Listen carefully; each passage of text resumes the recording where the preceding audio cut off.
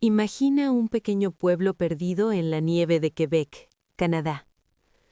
Charlemagne, 1968. En una familia de 14 hermanos, donde la música era el único lujo, nació la más pequeña, Céline Marie Claudette Dion. Desde que aprendió a caminar, su destino ya estaba escrito con notas musicales. Sus padres, Thérèse y Adhémar, regentaban un piano bar, y en aquel ambiente de acordeones y violines, la niña Céline descubrió que su garganta no era como la de los demás. Con apenas 5 años, ya subía al escenario del pequeño pop familiar. No jugaba con muñecas, jugaba a emocionar a los adultos. Pero había un sueño que la quemaba por dentro, ser una estrella. Y a los 12 años, su hermano Jacques escribió una canción y grabó una maqueta. Sin saber inglés, sin saber de negocios, Céline tomó aquella cinta y la envió a una dirección que parecía imposible, la oficina de un hombre que había descubierto a los más grandes, René Angelil. El encuentro con René. René, un músico y manager de 38 años, estaba en la ruina. Había perdido su fortuna y dudaba de su futuro. Una noche, en su pequeña oficina de Montreal, puso la cinta casi por obligación. Lo que escuchó le erizó la piel. Era la voz de un ángel, pero con la fuerza de un huracán. Llamó a Céline y a su madre. La niña entró, frágil, con dientes de leche aún. René le pidió que cantara en vivo. Y cuenta la leyenda que cuando Céline abrió la boca, René comenzó a llorar. Le dijo: «Quiero convertirte en una estrella, pero para ello tendrás que dejarlo todo. Dejar tu familia, dejar tu escuela. Yo empeñaré mi casa para pagar tu primer disco». Y así lo hizo. René hipotecó su propia vivienda para financiar el debut de una adolescente que ni siquiera había terminado la primaria. El mundo del espectáculo lo llamó loco, pero Céline, con sus ojos enormes y su determinación de acero, no iba a fallarle. El silencio y el aprendizaje. Pero había un problema. Para triunfar en el mundo, Céline debía cantar en inglés. Ella apenas sabía decir hello. René, que ya no era solo su manager sino su mentor y confidente, tomó una decisión radical. La aisló. Durante 2 años, Céline se sometió a una disciplina de samurái. Dejó de grabar discos en francés, se fue a aprender inglés a Londres y se sumergió en el estudio de la dicción, la respiración y la técnica. Fue un silencio público que muchos interpretaron como un fracaso, pero Céline lo vivió como una universidad. Aprendió a dominar su instrumento vocal como un atleta olímpico, y cuando en 1990 lanzó Unison, el mundo abrió los ojos. No era solo una cantante francófona más, era un fenómeno global. Temas como Where Does My Heart Beat Now la colocaron en las listas de Estados Unidos. El sueño se cumplía, pero algo más estaba sucediendo en la sombra. Céline, de 22 años, se estaba enamorando de René, el hombre de 45 que la había criado artísticamente. El amor prohibido y el éxito total. La prensa fue cruel. Relación enfermiza, manipulación, decían los titulares. La propia madre de Céline se opuso ferozmente, pero ella, que siempre había sabido lo que quería, no cedió. René tampoco.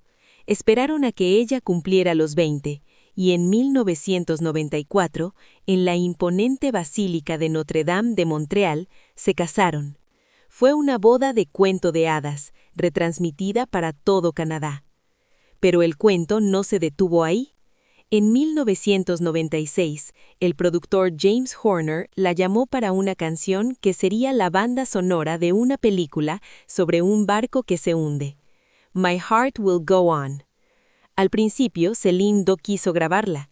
Decía que era demasiado simple. René, una vez más, le dijo: «Canta y confía». El resto es historia.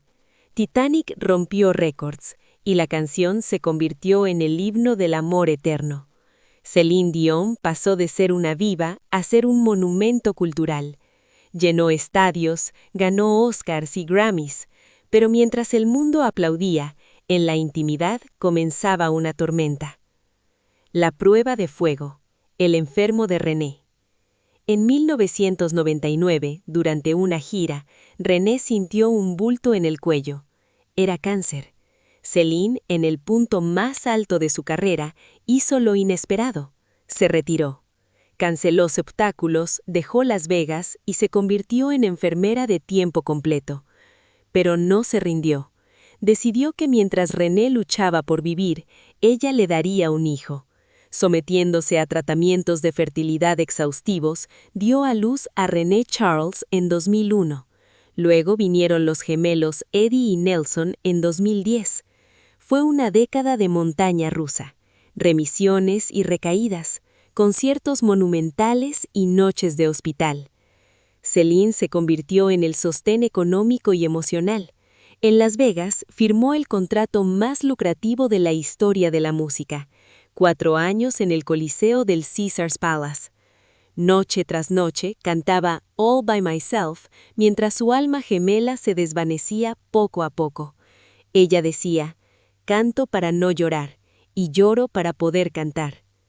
El adiós y la nueva batalla. El 14 de enero de 2016, René Angelil murió en su casa en Las Vegas, en los armos de Céline. Solo 2 días después, falleció también su hermano Daniel, también víctima de cáncer. Céline enterró al amor de su vida y a su sangre en la misma semana.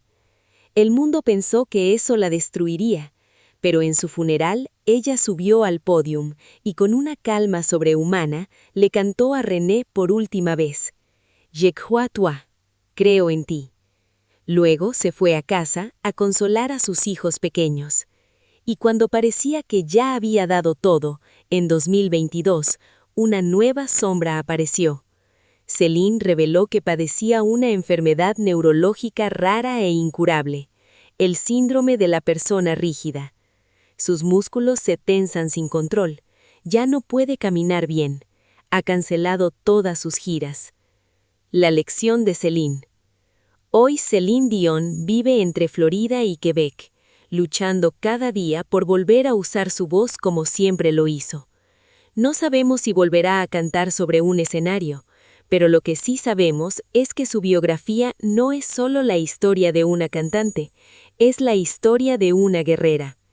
Una niña que salió de una familia humilde para conquistar el mundo, una mujer que desafió las críticas por amor, una madre que lo sacrificó todo, y ahora una artista que pelea contra su propio cuerpo para regalarnos quizás una última nota. Porque Céline Dion nunca se rindió, y como ella misma dijo una vez, la música es el latido de mi corazón, y mientras mi corazón lata, yo cantaré. Gracias por acompañarnos hasta el final de esta hermosa biografía. Si te gustó, no te olvides de darle like y suscribirte. Que tengas un maravilloso día y nos vemos en la próxima entrega.